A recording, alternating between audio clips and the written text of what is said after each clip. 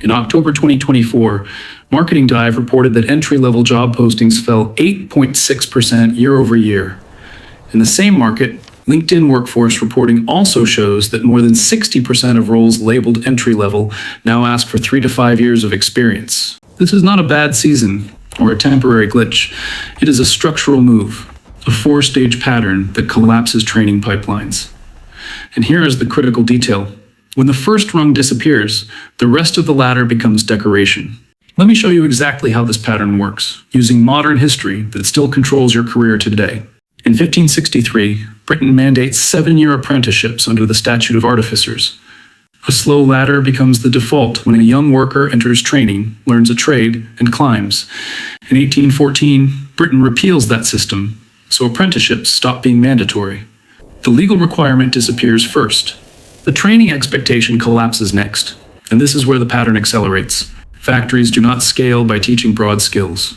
They scale by simplifying tasks until anyone can do them. Between 1830 and 1850, historical research describes the sweating system, where unskilled labor replaces apprenticed craftsmen.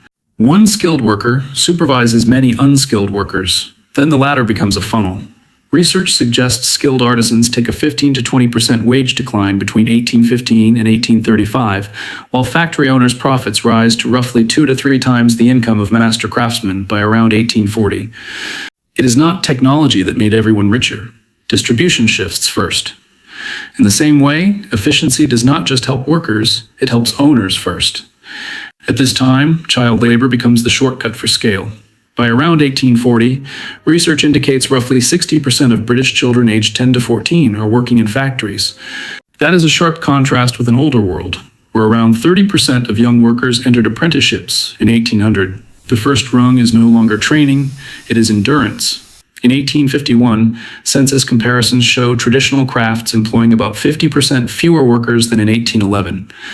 An entire class of trained craft roles shrinks inside one 40-year working lifetime. London watchmaking collapses as well. Between 1817 and 1851, London-based watchmakers decline by roughly 75% as production shifts from handcraft to factory output. Here is the concern here.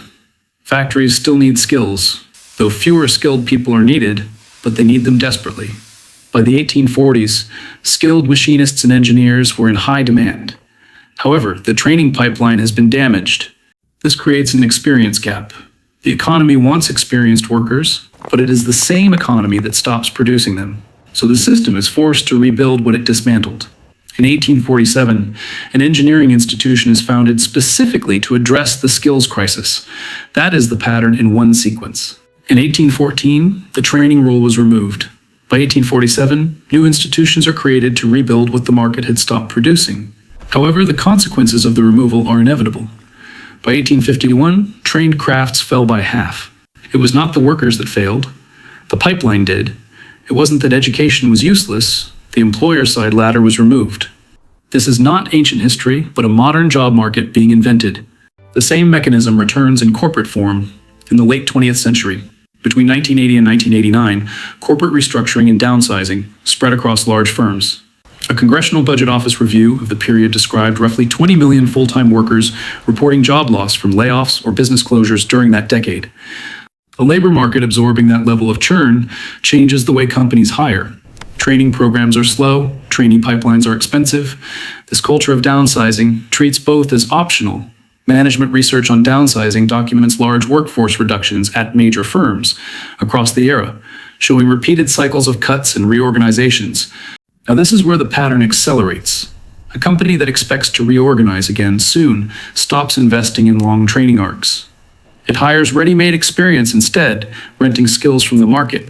That choice produces a delayed consequence.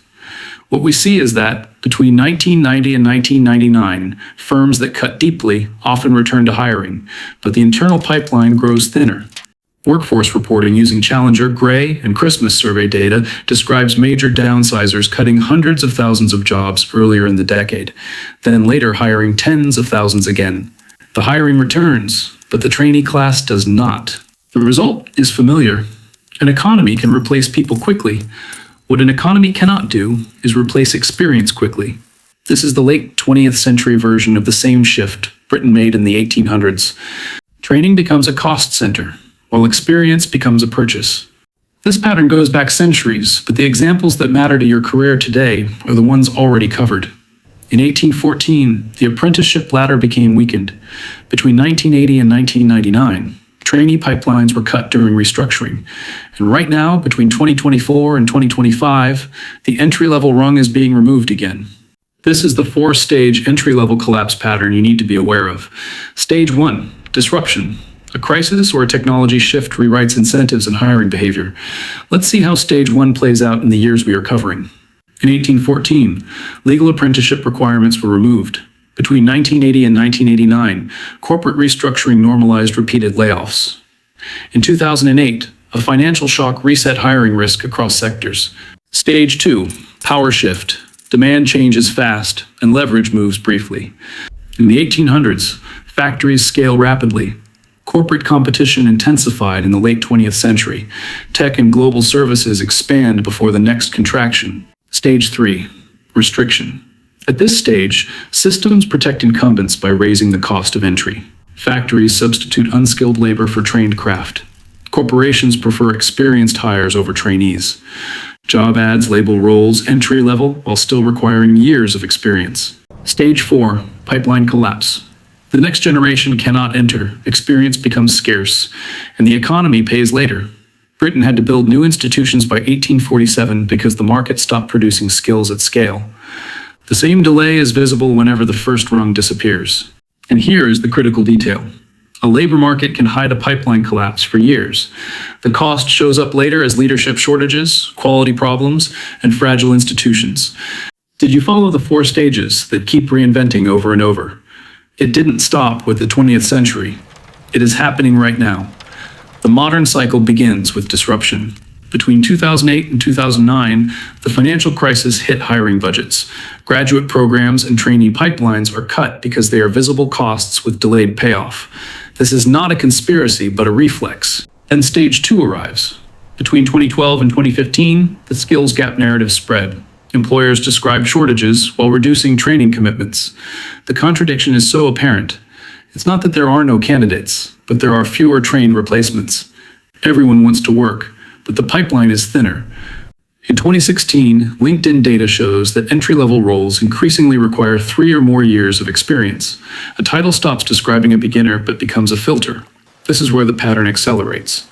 In 2020, COVID accelerates remote work and global competition. A junior applicant competes in a wider market. A company can search farther and wait longer. Then a second pressure hits from above. Between 2022 and 2023, mass layoffs flood the mid-level market. More than 150,000 tech workers are laid off across that period, widely tracked in industry layoff reporting. Mid-level candidates begin applying downward. The ladder compresses from the top. Then the bottom rung is removed by automation. In 2024, artificial intelligence tools like ChatGPT and coding copilots automate many junior tasks. Basic drafting, routine analysis, simple code scaffolding. These are low-risk tasks that used to be assigned to new hires. The system now loses entry-level work from both sides. Fewer junior tasks exist. Also, fewer junior roles are posted. More candidates compete for what remains. Marketing Dive reported in October 2024 that entry-level postings fell 8.6% year over year. That decline is not abstract. It is the first rung shrinking. Hiring friction also rises at the same time. Research coverage indicates entry-level postings stay open around 41 days on average in 2024, compared with 28 days in 2019. The job does not stay open because there are no applicants to fill it. It stays open because the employer is filtering for ready-made experience. And here is the critical fact. Filtering has become automated. According to a 2024 Society for Human Resource Management survey summary, around 67% of employers use automated screening tools in hiring. Artificial intelligence reduces junior tasks. It also increases the gatekeeping on junior roles. This is stage 4, where the pipeline breaks without an announcement. The graduate outcome signal confirms it. In 2024, Higher Education Statistics Agency, graduate outcomes reporting shows that over 40% of British graduates are in non-graduate roles 6 months after graduation. The exact classification depends on role coding, but the direction is clear. Your degree does not guarantee entry into a graduate pipeline. Because the graduate pipeline is smaller, the internship market reveals the same pressure. Research coverage indicates that around 60% of internships in Britain are unpaid in 2024. The market converts training into self-funded entry. Experience is not earned here, but outsourced to the individual. It then builds a bottleneck and not resilience. Employer training investment trends underline the long shift.